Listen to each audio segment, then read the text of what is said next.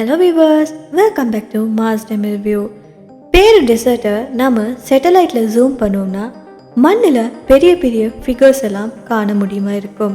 Birds, மங்கி, fish, ரனவே இது மாதிரி straight lines நிறையவே இருக்கும். இதெல்லாம் மண்ணில் ட்ரா பண்ண மாதிரி இருக்கும். ஆனால் இங்கே கொஷன் என்னென்னா, 2000 வருஷத்துக்கு முன்னாடி இருந்த மக்கள் டூல்ஸ் இல்லாமல், மெஷரிங் டிவைஸ் இல்லாமல், ட்ரோன் இல்லாமல், பிளான் இல்லாமல், ஸ்கையில் இருந்து பார்க்கக்கூட முடியாமல் இதெல்லாம் எப்படி ட்ரா பண்ணியிருக்காங்க. இதெல்லாம் பற்றி தான் நாம் இந்த வீடியோவில் எக்ஸ்ப்ளோர் பண்ண போகிறோம். ஸோ வாங்க இப்போ நம்ம வீடியோக்குள்ளே போகலாம். முதல் தடவையாக பைலட்ஸ் பேரு மேலே ஃப்ளை பண்ணுற டைமில் இந்த லைன்ஸை டிஸ்கவர் பண்ணுறாங்க. 13,000க்கும் மேற்பட்ட லைன், அதுக்குள்ளே 800க்கும் மேற்பட்ட ஸ்ட்ரைட் லைன்ஸ், அது மட்டும் இல்லாமல் 300க்கும் மேற்பட்ட ஜியோமெட்ரிக் ஃபிகர்ஸ் ப்ளஸ் 70க்கும் மேற்பட்ட அனிமல்ஸ் அண்ட் பிளான்ட் ட்ராவிங்ஸ். இதில் இருக்கிற ஃபிகர்ஸ் எல்லாம் சைஸில் ரொம்பவே பெருசாக இருக்கும். சில ஃபிகர்ஸ் 400 மீட்டர் பெருசாக இருந்ததாகவும் சொல்லப்படுது. அதாவது 4 ஃபுட்பால் கிரவுண்டுக்கு சமமாக இருக்கும். இமேஜின் பண்ணி பாருங்க. இங்கே பாயிண்ட் என்னன்னா, மண்ணில் இருந்து பார்த்தா இது ஒன்றுமே புரியாது. நாம் ஸ்கைல இருந்து பார்த்தா மட்டும்தான் இங்கே என்ன இருக்குதுன்னு நமக்கு தெளிவாக புரிஞ்சு கொள்ள முடியுமா இருக்கும். அப்போது யாரு தான் இந்த லைன்ஸை வான்வழி பார்வை இல்லாமல் அக்யூரேட்டாக ட்ரா பண்ணுது?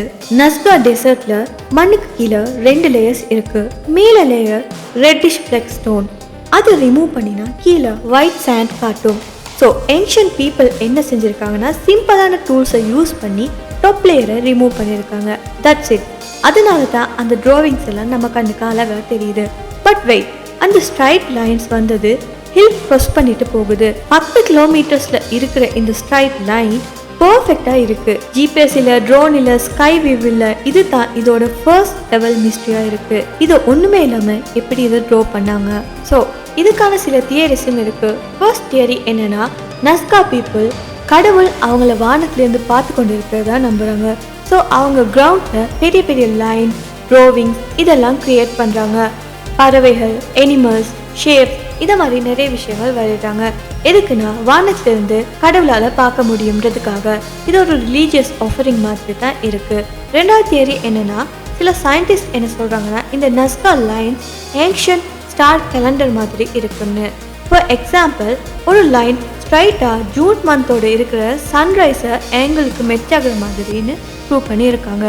ஸோ இந்த லைன் என்ன ரீப்ரசன்ட் பண்ணுதுன்னா, moon phases, sun travel, star direction இதெல்லாம்னு சொல்லி ரிசர்ச்சில் வந்திருக்கு. ஸோ நாம் கேலண்டர் யூஸ் பண்ணுற மாதிரி அவங்க இந்த லைன்ஸை யூஸ் பண்ணியிருக்காங்கன்னு சொல்லி இந்த தியரி சொல்லுது. மூணாவது தியரி என்னன்னா, பேரு டெசர்ட்ல வாட்டருக்கு ரொம்ப கஷ்டமா இருக்கும். ஸோ சில மக்கள் என்ன சொல்றாங்கன்னா, இந்த நஸ்கா லைன்ஸ் எதை ரீப்ரசன்ட் பண்ணுதுன்னா, அண்டர் கிரவுண்ட் வாட்டர் ஃப்ளோ இல்லைன்னா வாட்டர் பாத்னு சொல்லி.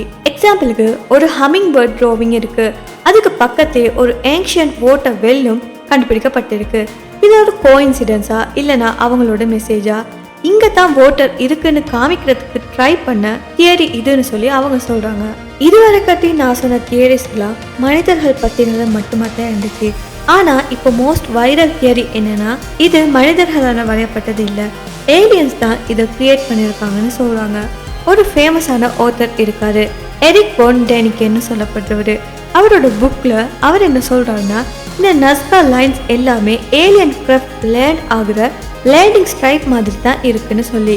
ஃபார் எக்ஸாம்பிள், ஒரு லைன் ஸ்ட்ரைட்டாக லாங் ரன்வே மாதிரி இருக்கு, பிளான் லேண்ட் பண்ணுற மாதிரி விஷுவல் இருக்குதுன்னு சொல்லி சொல்கிறாரு. அதுக்கப்புறமா ஒரு மங்கி ஃபிகர் இருக்கு, அதோட வால் முழுக்க ஸ்பைரல் ஷேப்பில் இருக்கு.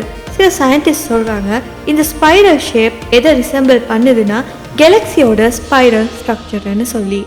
ஸோ நஸ்கா பீப்புளுக்கு அந்த நாலேஜ் இருந்திருக்குமா, இல்லை இது ஒரு நார்மல் மனிதனோட நாலேஜா? அப்படி இல்லைனா ஏலியன்ஸ் இதுக்கு வழிகாட்டியிருக்காங்களா? இது இன்னைக்குமே ரியல் மிஸ்ட்ரியாக இருக்கு. ரீசெண்டாக ஜப்பான் ட்ரோன் டீம் பேரு டெசர்ட்ல ஒரு சர்வே பண்ணுறாங்க. அதில் புதுசாக மறைஞ்சிருக்கக்கூடிய நிறைய விஷயங்கள் அவங்க டிஸ்கவர் பண்ணுறாங்க. அதில் கண்டுபிடிக்கப்பட்டது எல்லாமே நஸ்கா கல்ச்சரை விட ரொம்பவே பழமை வாய்ந்ததாக இருந்துச்சாம். அப்போது நஸ்கா பீப்புள் இதை கிரியேட் பண்ணலைன்னா முதல்ல யார் தான் இதை ஸ்டார்ட் பண்ணியிருப்பாங்க?